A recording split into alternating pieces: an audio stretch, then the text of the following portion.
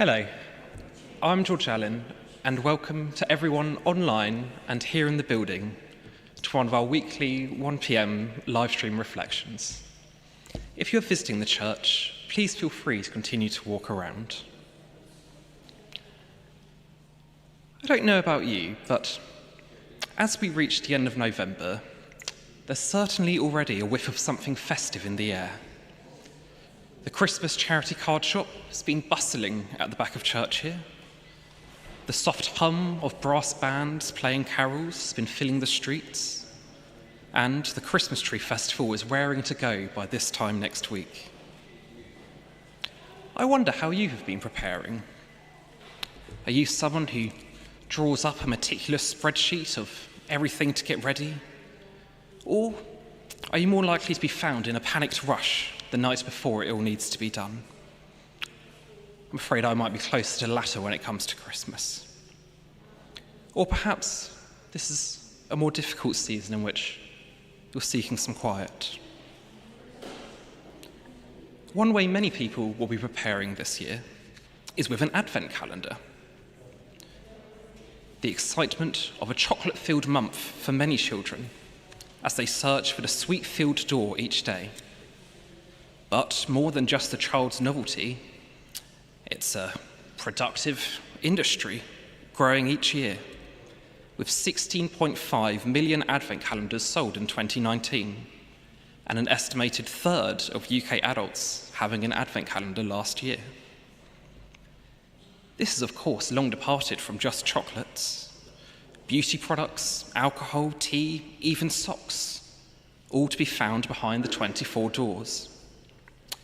And so I've found myself asking myself, how did we get here? Preparing for Christmas with a different pair of socks behind a door each day. Advent has been marked by Christians since roughly the 4th century.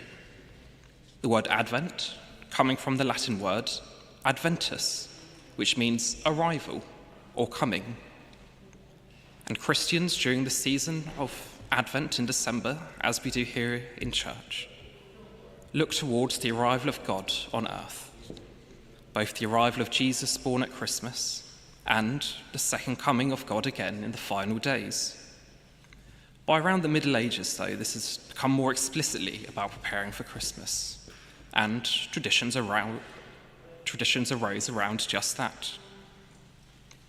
As with many of our modern traditions this time of year, we must look back to Germany to find their origins. In the 1800s, many Germans started finding new ways to count the days leading up to Christmas. Some very simple, such as marking the wall with a piece of chalk each day. Some more traditionally religious, the lighting of a candle each day, or the reading of a few Bible verses. Each a small act of slowing down to remember the arrival to come. A popular practice soon became hanging a devotional image in the window each day. And so we reach the first thing that we'd recognise as an advent calendar today. First made in 1851, a handmade wooden calendar for hanging a small image each day. It would be another 50 years till the turn of the century when we saw the first commercially released advent calendar. Gerhard Lang, who had grown up with homemade calendars with cookies stitched in by his mother, printed and sold a calendar of pictures and Bible verses for Advent. By 1920, he had invented the windows to open each day, and by 1930s they were a national sensation.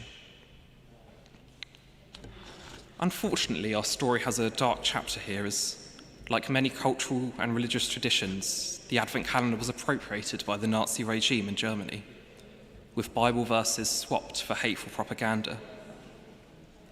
Perhaps this is why, after the war, in a bid for normalcy, the traditional calendar instantly re-emerged and was taken back home by many of the soldiers stationed out in Germany.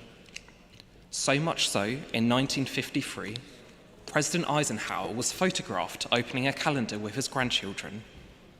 And as they say, the rest is history. Chocolate was shortly introduced, and reached the mainstream Cadburys by 1971. By 1993, they were in yearly production.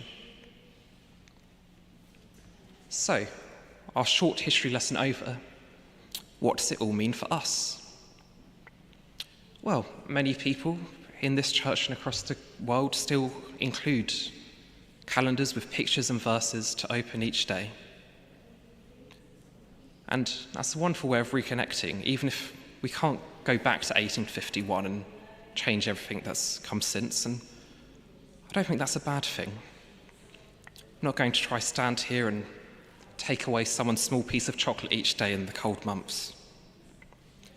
But I do think there is something else we can gain from these traditional practices. A value in protecting the quiet time in each day, of reflection among often endless lists and running about. In the hustle and bustle of the next month, maybe alongside finding a moment's excitement each day opening a calendar door, we can also find space for a moment's reflection on what's to come. Perhaps by following the old German practice of lighting a candle and reflecting on a reading or image, biblical or otherwise. Or perhaps just a time for quiet reflection, a moment each day to stop and appreciate what this season means for us personally. If you'd like to join us in church to take some time reflecting on the coming season, the arrival of God among us for us Christians, please do join us this Sunday at 5 p.m. for our Advent Carol service of music and readings looking to the coming light, or any time in church to light a candle, reflect or pray. Hope to join you in looking forward each day this Advent. Thank you.